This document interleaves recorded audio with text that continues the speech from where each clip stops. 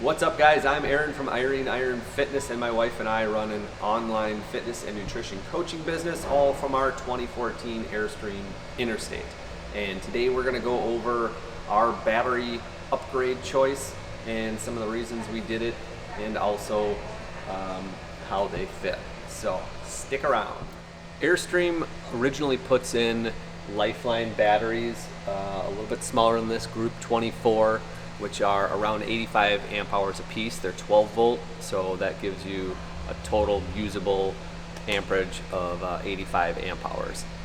And when we bought the coach, it had aftermarket Interstate batteries, and they were about 62 amp hours a piece. So we had two of those stuffed inside this battery box back here, and 62 amp hours is not a lot. This has an electric fridge that runs at about 2.5 amps an hour, and of course all the electrical draws and charging laptops and cell phones, and so that got you about 12 hours.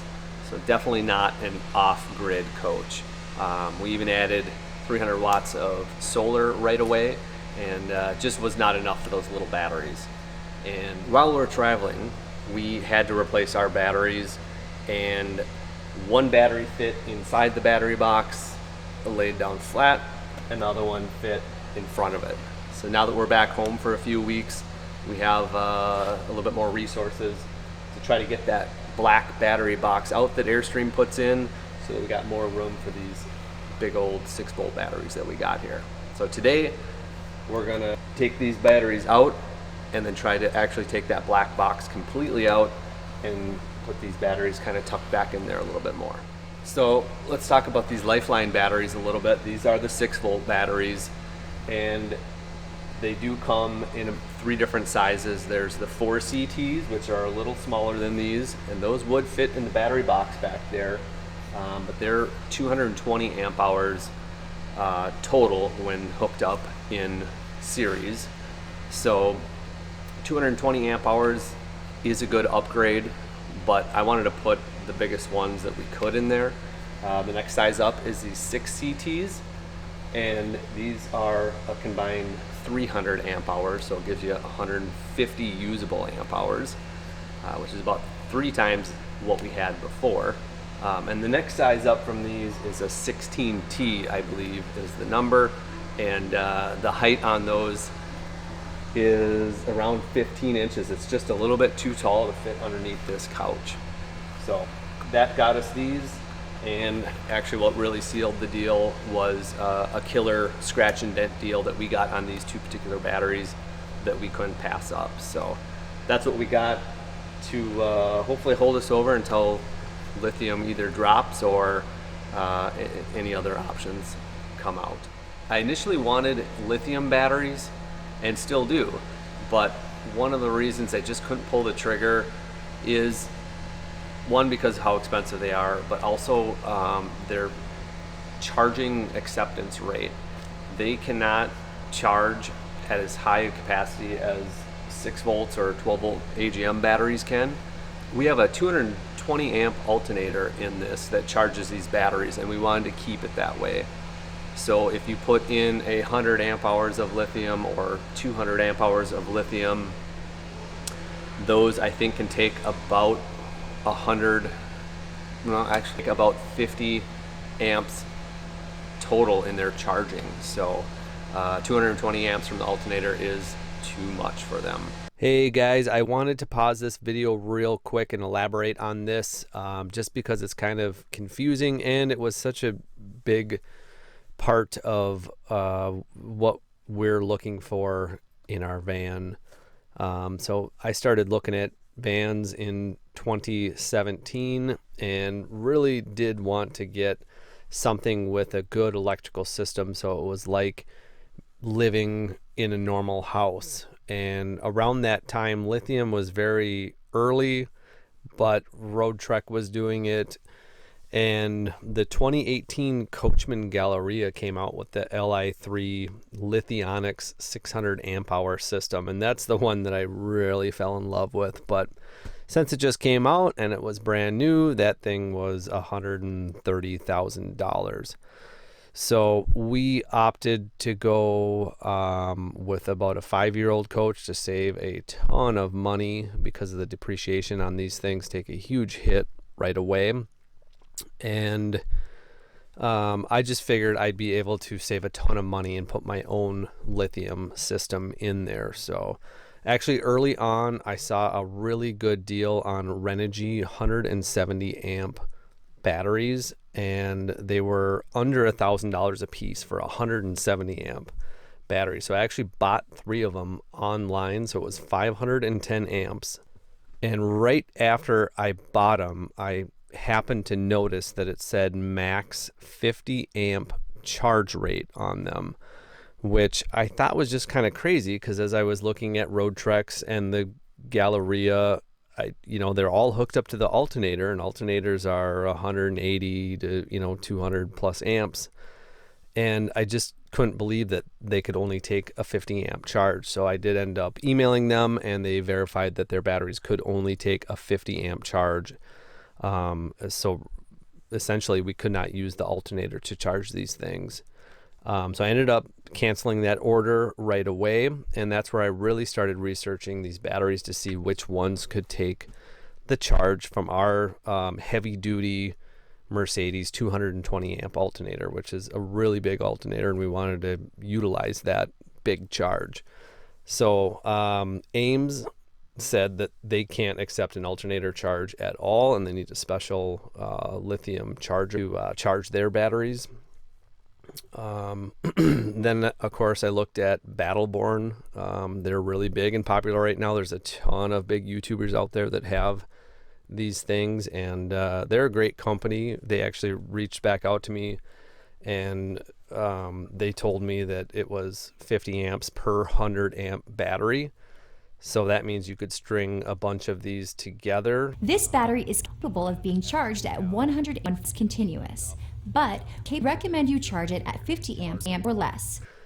220 amps, that is, that would be 5 batteries. So you're talking, $5,000 for batteries just to be able to get the alternator to charge them. They did also say that there's other devices out there to limit the charge, to basically step down your alternator so that it doesn't put out the full charge to them. Relion was kind of also the same thing. Actually, the dealer I bought the Lifelines from, they also sold the Relion Lithiums, and I had a good talk with him. He basically said that they can take up to 100 amps per 100 amp lithium battery, and he was pretty confident that they could take it. So if I strung 3 of those together, so let's say 300 amps of lithium, that alternator would be fine to charge them.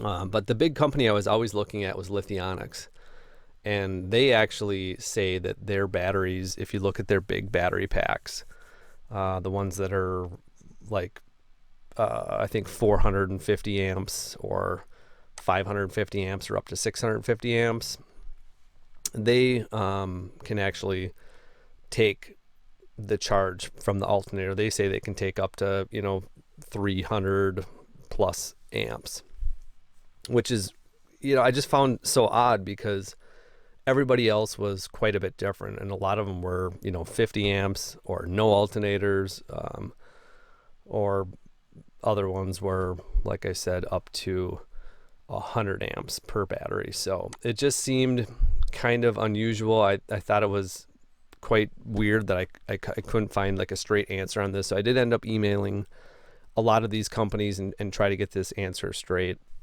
But what I think it comes down to is that you do need to string a big battery bank of these lithiums together to be able to have your alternator charge them.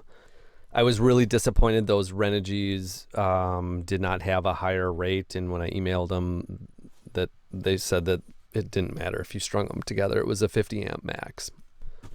So I just wanted to pause this quick and go over these quick notes because it is very confusing with the lithium, especially if you're putting it in a vehicle like a van or a Class A that has an alternator charging them, because lithiums are designed to take a slower charge. They like that lower rate as opposed to the AGM batteries, which can take a lot of amperage. So it was a big decision, and I actually struggled with this for a long time. And like I said earlier, if we didn't get that good scratch and dent deal on our AGM Lifelines, I'd still probably be trying to find the right deal. So just a quick note on that, and we'll continue on.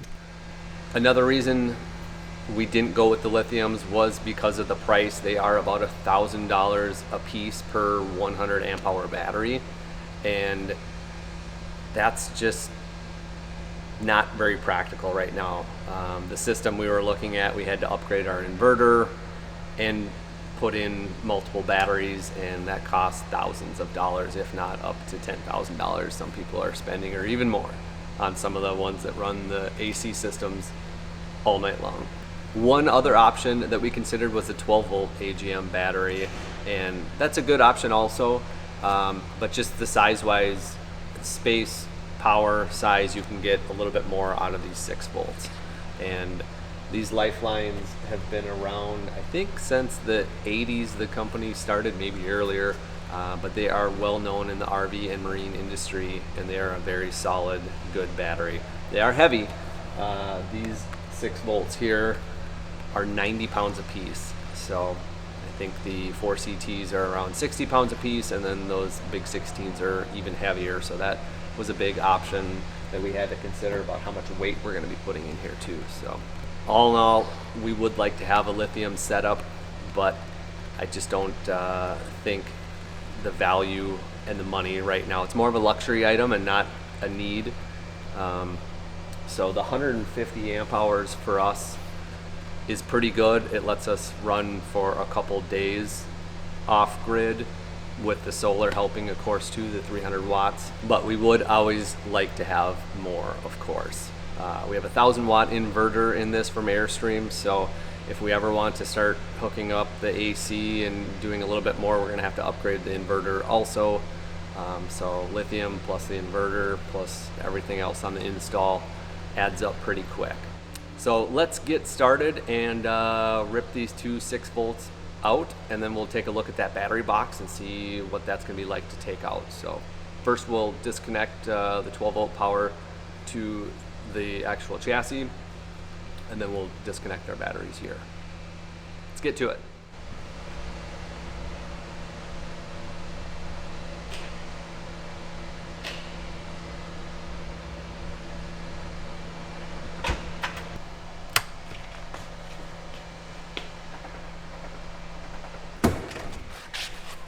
Hey, Ron, what you doing over there?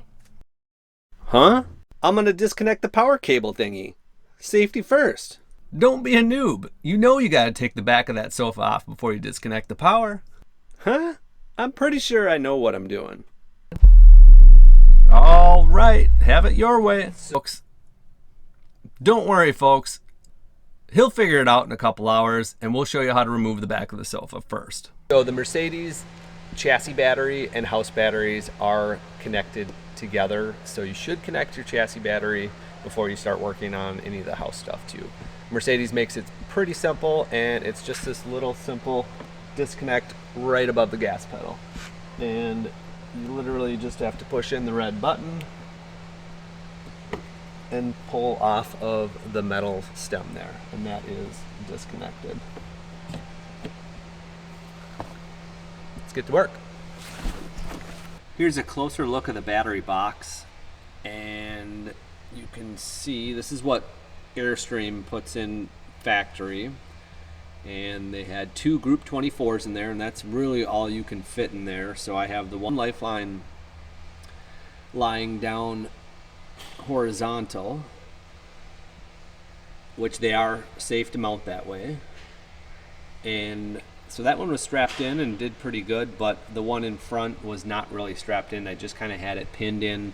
So while we were on the road, I really didn't have any options to permanently mount this. So that's why I need to remove this battery box and see what we're dealing with. But there is a lot of grounds and power hooked up into the box.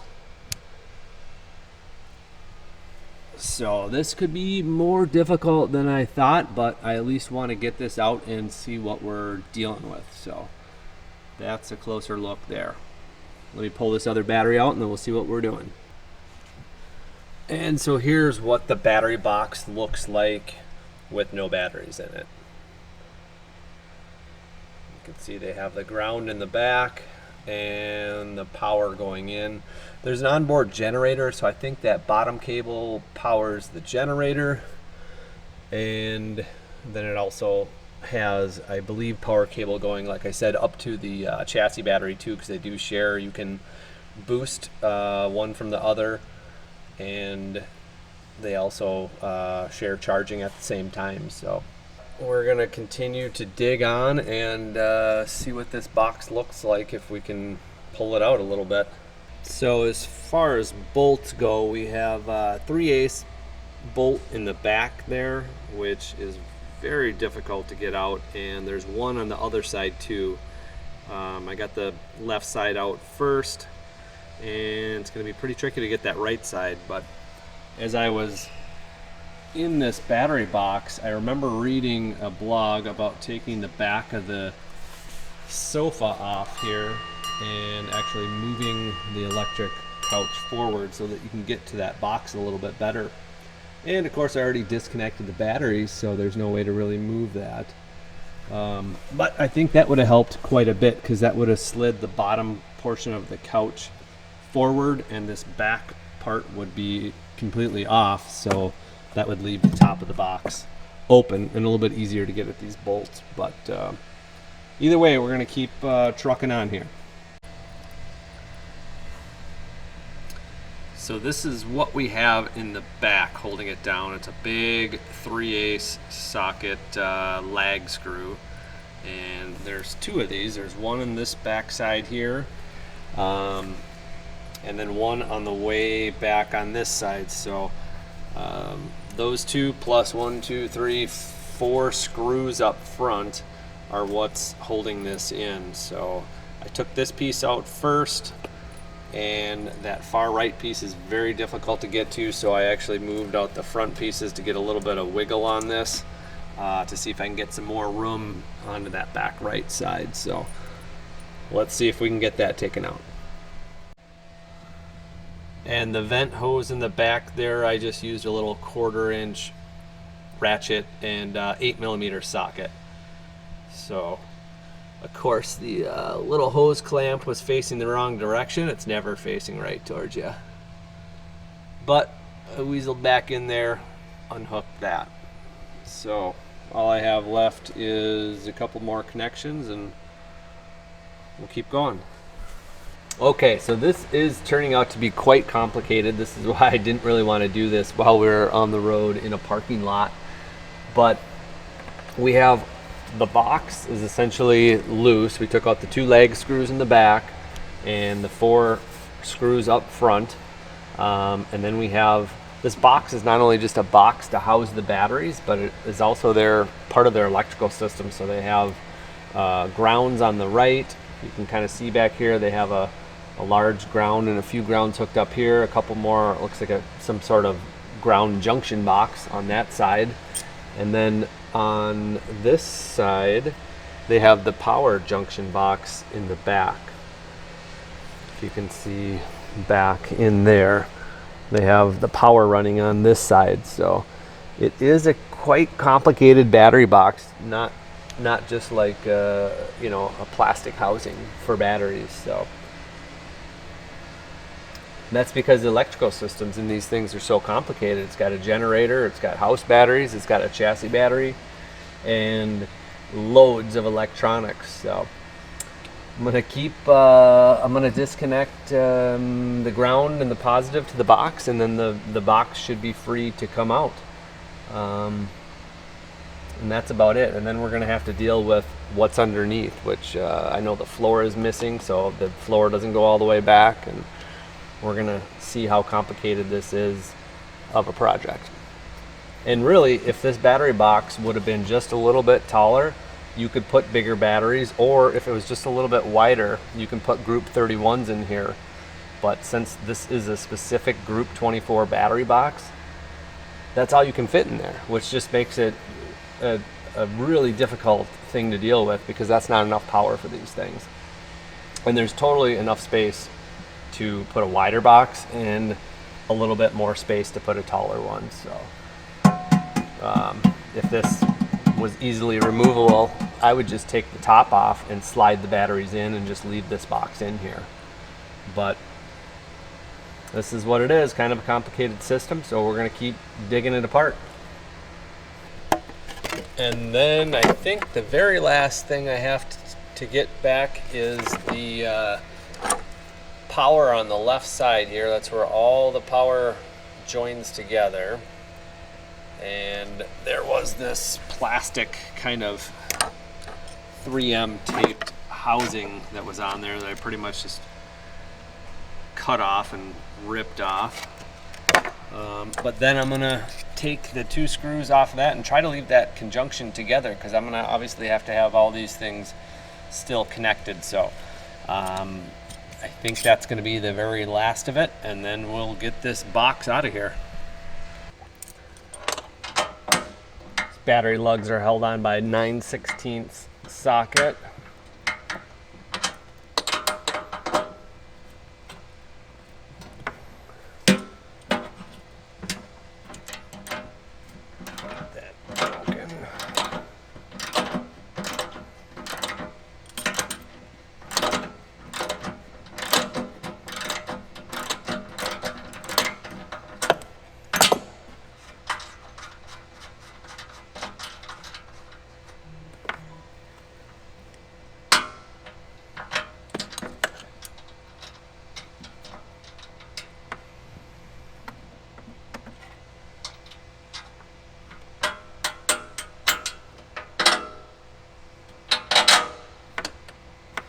Now we can get to this second screw down here to get this double lug off so we can connect all of our power. But actually right now the box should be completely loose, so let's see if we can pull this thing out of here real quick.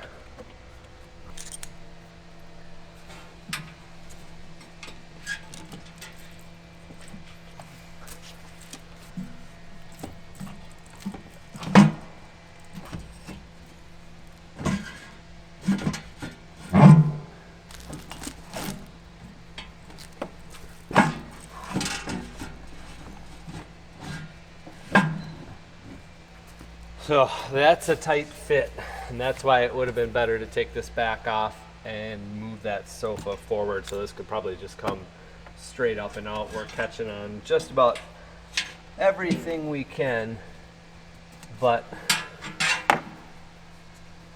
it's got to come out some way. On this bracket on the side over here.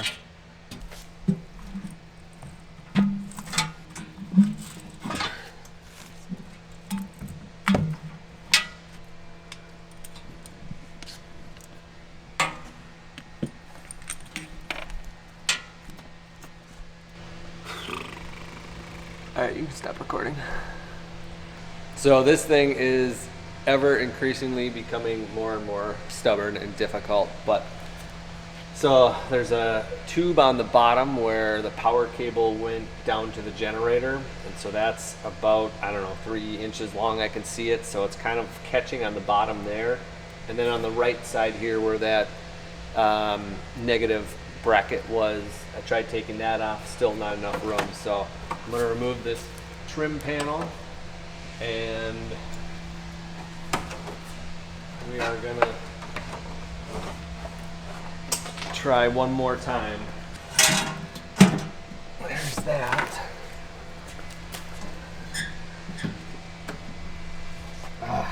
But it just doesn't want to come out on this side. So I think this bracket, the sofa bracket, does have to come out. I'm not sure. I thought maybe it would squeeze out without it, but I don't think so. So I'm going to keep trying here a little bit and see what I can figure out. So I might rewind and play this as the beginning, because I missed a very crucial step, and what was 30 seconds of taking off the back of the couch by these 4 bolts while your power is still hooked up cost me a couple hours. So to actually unhook the battery box only took about 30 minutes.